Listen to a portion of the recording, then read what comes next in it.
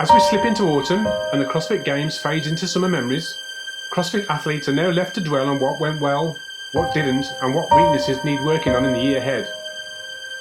Some amazing moments with rookie wins, last second losses, but who is winning on the CrossFit social media side of life? Hi, my name's David, and for the last week I've been putting together some stats on the CrossFit social media followings of some of the top CrossFitters out there, a couple of CrossFit related personalities like Craig Ritchie and the butterybros, for instance, and I've tried to get some information on about who out there is doing well on Instagram and YouTube. The results, although in some way are quite obvious, there are some surprises out there, quite big surprises actually. Are the CrossFitters who took part in the CrossFit Games, for instance, taking advantage of their flickers of fame and boosting their social media profiles to get more followers? I'm going to be digging really deep into the data I've got, and then I'm going to be presenting you with some information about who's got the largest followings, whether that's male or female, what the comparison is between the two, and also a few surprises along the way. So stick around till the end of the video to find out what that is. As we know,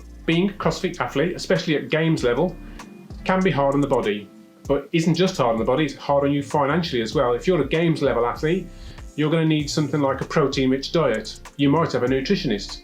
You're going to be taking coaching or getting coaching sessions from a coach. You might have extra physio and things like that to take into account. So they all build upon you financially. Your typical mid-range CrossFit Games athlete is actually not a very well-paid job, considering they're in the top 40 in the world for their gender in a sport. And if you compare that to something like the NFL or even football here in the UK, they're really, really badly paid for what they are achieving in sport. Morning Chalk Up did an article on how much money CrossFit Games athletes actually typically take home from a CrossFit Games competition. I'll include a link below in the description, but it makes for very interesting reading. As you can see above, a typical CrossFitter, as long as you're in the top 2, 3, 4, 5 of the sport, you're going to do okay. Obviously, you're going to make quite a big purse at prize money at the competitions itself. But if you look further down the leaderboard, they're typically not even making as much money as they're going to be outlaying for expenses to actually attend the games. So how can a CrossFit athlete get money outside of being in the top 3 at the games? I don't know. Well, there are obviously other competitions that go throughout the year, the out-of-season competitions. Some of them, like the Rogue Invitational and the Dubai CrossFit Championship, are quite well paid compared to some of the other ones that through the season. As you can see, the Dubai prizes currently stands at $333,000 for the entire event. First place in each event will actually bag you a $3,000 prize purse bonus, $2,000 for second and $1,000 for third. The winners of the competition will get $50,000 for standing on the top step of the podium, $30,000 for second and $20,000 for last place on the podium. Again, Morning Chalk Up did another article on who won what at last year's event. And last year, Roman Krennikov walked off with a nice sweet $67,000 at the top of the men's field, and Laura Horvath took home $61,000.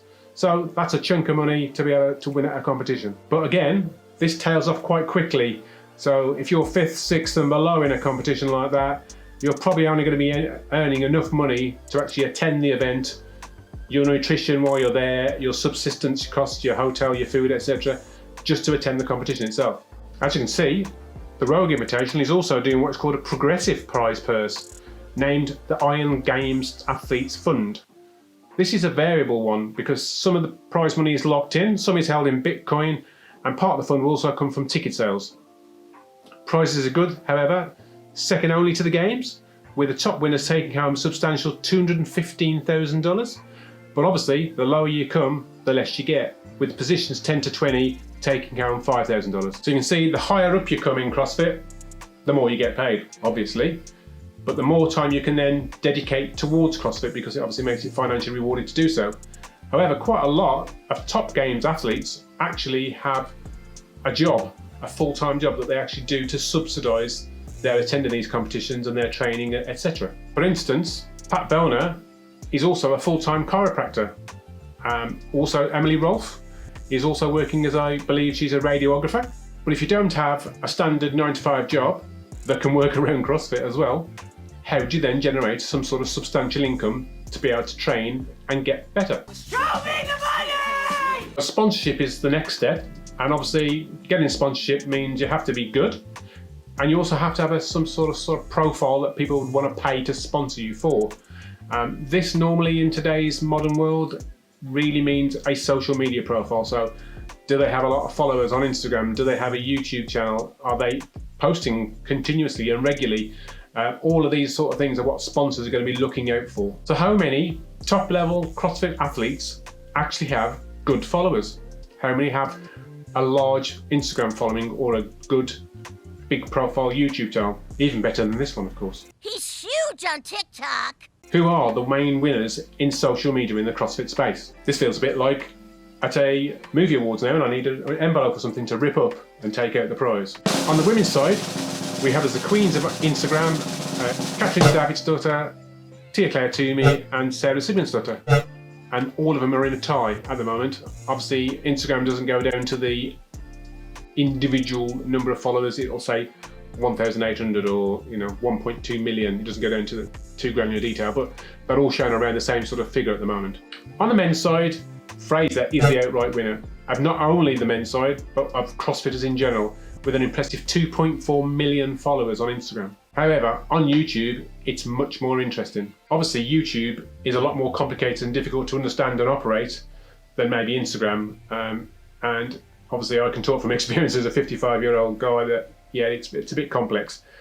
But it also normally entails something called long-form footage. So instead of a quick sort of 15-second reel or a photo, which takes a few seconds to operate, you've actually got to go into more depth, get the lighting correct, focus. There's a lot more involved to get a YouTube channel up and running. Complicated? What's complicated? Because of this, not a lot of CrossFit Games athletes actually have up and running channels, other than there's quite a lot of them have actually got channels which are just used to upload qualifier videos and that sort of thing, not really designed to have a following. I think some Games athletes actually shy away from doing them because obviously the time taken to do them, unless you've got a specialised person like Fraser and Tia and all those sort of people, have like a videographer who follow them around everywhere, so that's somebody who's on the payroll. But if you're a struggling CrossFit Games athlete who's not actually at that level yet, you're not going to be able to afford to do that, so you're going to have to film yourself. So there's a lot of time taken to do that, so they don't tend to do it for that reason. Also, I think people like Fraser, when he was actually in his prime, never used to post on social media. It was like very rare to see a post from him on anything like Instagram or anything. He didn't have a YouTube channel in those days either. And I think he basically just concentrated all his efforts on being the top person on that podium all the time. And I think that's rubbed off on people like Mal O'Brien, who's in his training camp, because she doesn't have a YouTube channel, for instance.